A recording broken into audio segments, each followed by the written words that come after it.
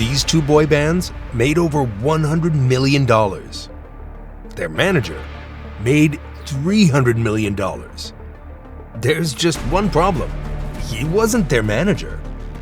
He was their scammer, and he literally wrote himself into their contracts as the sixth member of the Backstreet Boys. Lou Pearlman stole childhoods. He stole dreams, and when these kids became the biggest stars on the planet, some of them couldn't even afford their car payments. This is the story of how one man turned boy bands into his personal ATM, ran one of the longest Ponzi schemes in American history, and got away with it for 20 years, until he didn't. Lou Pearlman grew up in Queens in the 1960s, the kid who got stuffed in lockers and dreamed of being important. His cousin was Art Garfunkel. Yeah, that Art Garfunkel. And watching him become famous planted something dark in Lou's brain. He didn't want to be a star. He wanted to own them. By 13, Lou was already running scams. He'd wash the same car twice and charge both neighbors. He'd sell the same newspaper subscription to 3 different houses. Lou understood something most criminals don't. Credibility isn't about what you have. It's about what people think you have.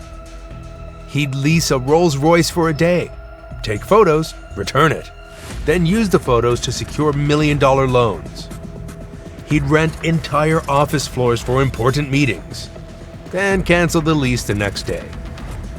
Every dollar he stole went into creating a bigger illusion. By 1991, Lou had perfected his formula. Fake it till you make it, then fake it some more. He had fake companies insuring his fake blimps with fake money from fake banks. The man had created an entire fictional economy. And then one night, watching New Kids on the Block make $200 million in merchandise alone, Lou realized something.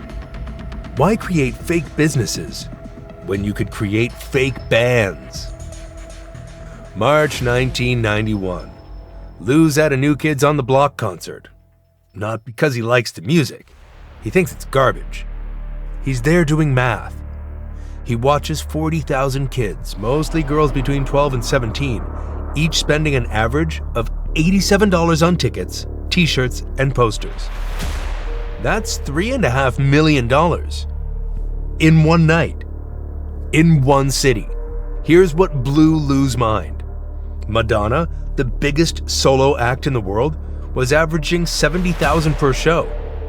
Michael Jackson, $120,000. But 5 pretty boys who could barely sing, they were pulling in more than both combined.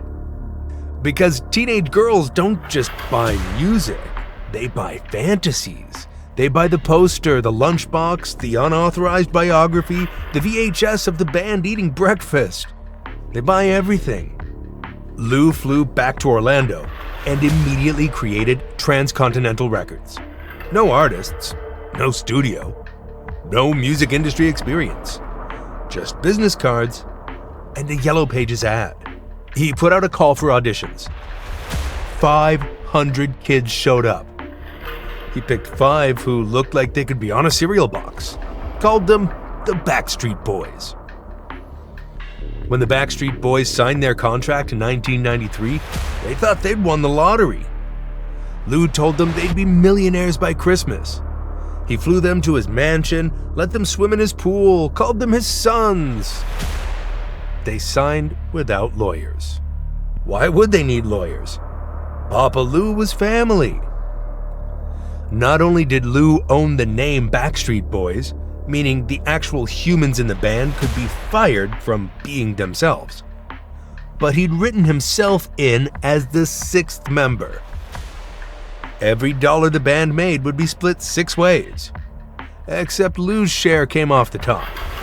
Then he'd take his management fee, then his production fee, then his promotional fee. By the time the money reached the actual band members, 90 cents of every dollar had disappeared. The Backstreet Boys' first album sold 10 million copies. Each member made $300,000.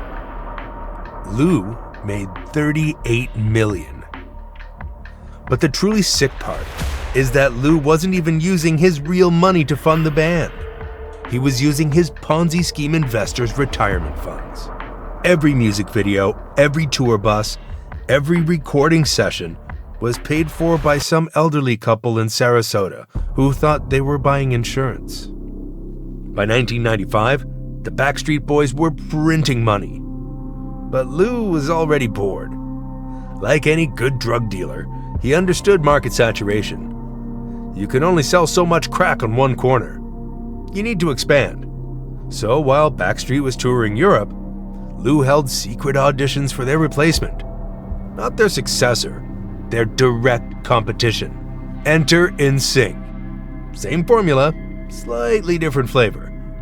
Where Backstreet was the boy next door, NSYNC was your edgy older brother. Lou signed them to the exact same contract, told them the exact same lies. And this is the beautiful part, managed both bands while making them hate each other. He'd tell Backstreet that NSYNC was trying to steal their producers. He'd tell NSYNC that Backstreet was sabotaging their radio play. He'd book them in the same cities on the same nights, then sell stories to teen magazines about their rivalry. He was playing both sides of a war he invented. The economic principle here is pure evil genius. It's called manufactured scarcity. By creating two bands that competed for the same audience, he doubled the urgency. Fans didn't just buy NSYNC albums, they bought them to prove loyalty against Backstreet. While teenage girls were debating whether Justin Timberlake was cuter than Nick Carter, Lou was running a completely different scam on their parents. Transcontinental Enterprises wasn't just a record label. It was a financial services company that sold retirement savings plans. Lou called it the Employee Investment Savings Account, or EISA. He promised returns of 10%, guaranteed, backed by insurance from Lloyd's of London and AIG. Except Lloyd's of London had never heard of Lou Pearlman.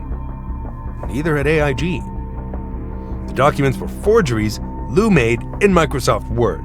The accounting firm Cohen & Siegel was nothing more than a mail drop that redirected calls back to Pearlman. Audited financials were forgeries.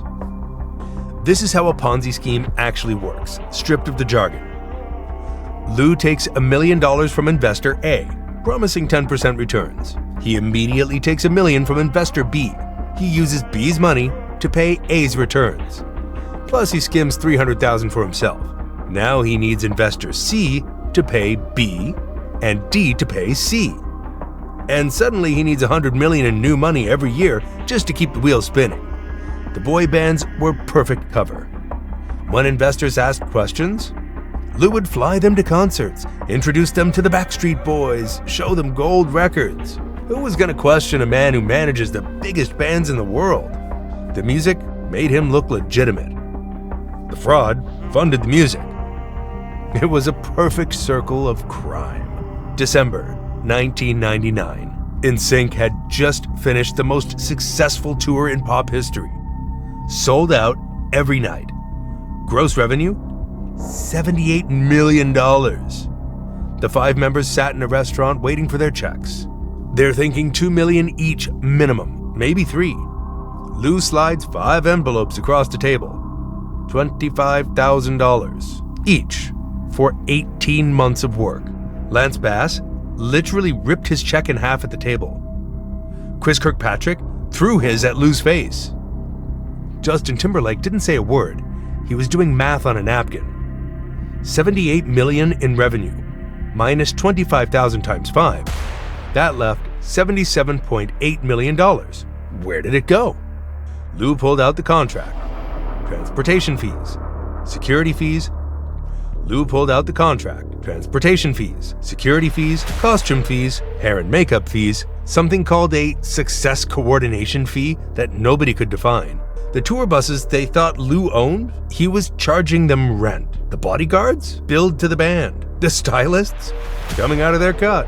The bottle of water Justin drank on stage in Detroit, $4 plus handling. The band hired a lawyer that night. In 2000, when NSYNC was suing him and the FBI was sniffing around his finances, Lou did something insane. He went on television. Not just any television. Primetime ABC. Making the band premiered to 8 million viewers who watched Lou handpick O-Town while playing the loving mentor. Every episode was propaganda. Lou caring about the boys' feelings. Lou teaching them about music. Lou being tough but fair. Meanwhile, off camera, he was forging bank documents and moving money through 17 different shell companies in 5 countries. How could America's favorite band daddy be a criminal? The cynical brilliance was that the show generated more victims. Every week, thousands of kids would write to Lou, begging to audition. Parents would send their life savings, hoping to finance their child's demo tape. Lou took it all. The auditions never happened. The money went straight to paying off his previous investors. This is what economists call affinity fraud, using trust and reputation in one area to commit crimes in another. Bernie Madoff did it with country clubs. Elizabeth Holmes did it with tech conferences. Lou Pearlman did it with MTV. January 2006, the St. Petersburg Times runs a story. Lou Pearlman's finances under investigation. Within hours, 300 investors call the paper. They all have the same story. Retirement savings gone. Life insurance policies worthless. Decades of work evaporated. The FBI raids Lou's office and finds a whiteboard with names and amounts. It's his Ponzi scheme payment schedule. He needs $17 million by Friday just to make minimum payments. He has $43,000 in the bank. The math has finally caught up. Lou does what any rational criminal would do. He runs. Pearlman's first stop after Orlando was Germany, where he was caught on camera at an awards show featuring one of his bands, US5, on February 1st. After that, there were reports that he was in numerous other countries. For months, he traveled through Asia and Europe under aliases, including A. Incognito Johnson. Again, not joking. For 6 months, Lou lives in a resort in Bali, telling tourists he's a music producer on vacation. He's gained 100 pounds, grown a terrible beard, and speaks in a fake British accent. He thinks he's invisible. He's wrong. His luck runs out in June 2007 when a German tourist vacationing in Bali recognizes him at the Westin Resort in Nusa Dua. This is a tourist area with upscale hotels, an 18-hole golf course, and a Western-style shopping center. The Westin is attached to a convention center and has 3 swimming pools and ocean views. Although Indonesia has no formal extradition treaty with the United States, the Indonesian National Police Bali worked with the FBI to take Pearlman into custody, and the country expelled him as an undesirable visitor, the FBI said. The extradition photos are brutal. Lou in handcuffs, 350 pounds, sweating through a Hawaiian shirt, being dragged onto a commercial flight while passengers take selfies. The man who flew in private jets with the Backstreet Boys is now in coach, middle seat, heading to federal prison. The trial reveals the full scope. $300 million stolen, over 1,000 victims, 20 banks defrauded, 47 shell companies, and every single boy band he ever created is suing him. March 2008, Lou is sentenced to 25 years in federal prison. The judge even offered to reduce his sentence by 1 month for every $1 million he repaid. But in practice, almost no money was ever recovered. In prison, Lou immediately starts new schemes. He started a prison choir, talked about launching a reality show from jail, and claimed he could pay back his victims if only given the chance to form another boy band.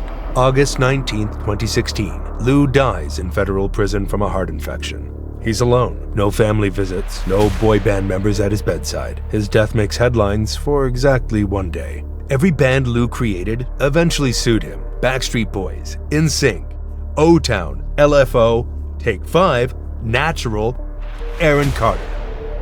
Ironically, they all won their lawsuits and got nothing. You can't squeeze blood from a stone. And you definitely can't squeeze money from a Ponzi scheme. Nick Carter still can't talk about Lou without therapy. Lance Bass produced an entire documentary trying to understand how he got conned. Chris Kirkpatrick found out, 20 years later, that Lou was charging him rent on his own house. Lou had made himself their father figure, their mentor, their friend. Then he robbed them blind. The music industry learned nothing. Today, contracts are just as predatory. just with better lawyers. Streaming services pay artists fractions of pennies, while executives buy yachts. K-pop bands train for years without pay, then sign contracts that make Lou's look generous. The only difference is, now, it's legal. Lou Pearlman didn't invent artist exploitation, he just perfected it. Netflix released Dirty Pop this year. Lance Bass produced his own documentary. There are 3 different podcasts about Lou's crimes. We're still obsessed with this story because it reveals how entertainment works. Without Lou's crime, we don't get Cry Me a River or Sexy Back. Does that make it worth it? O-Town still can't use their own name in certain countries because Lou sold the rights to random companies. Aaron Carter died broke, partially because Lou stole his childhood earnings. The ripple effects are still destroying lives 20 years later. Somewhere there's another Lou Pearlman. Maybe they're in K-pop. Maybe they're in streaming. Maybe they're creating the next TikTok sensation. The technology changes, but the exploitation remains identical. Young, desperate talent meets old, clever money. Guess who wins? The formula is so simple, it's insulting. Find desperate people, promise them dreams, steal their reality, repeat until caught. Lou just did it with better choreography. Lou Pearlman gave us the Backstreet Boys and NSYNC. He gave us the soundtrack to the late 90s. He gave millions of teenagers their first crush, their first concert, their first taste of pop culture obsession. He also stole $300 million, destroyed hundreds of retirements, and left 30 young artists with trust issues that'll last forever. The real crime wasn't the money, it was the betrayal of trust on an industrial scale. Lou Pearlman built an empire on the oldest truth in economics. People don't buy products, they buy promises. He promised fame to teenagers. He promised wealth to retirees. He promised authenticity to fans. All lies, all profitable, all perfectly packaged with synchronized dance moves. He died in prison. The Backstreet Boys are still touring. NSYNC had a reunion. The fans got their nostalgia. The investors got robbed. The artists got therapy. And somewhere, someone's watching this story and thinking, I could do it better. They probably could. That's the scariest part.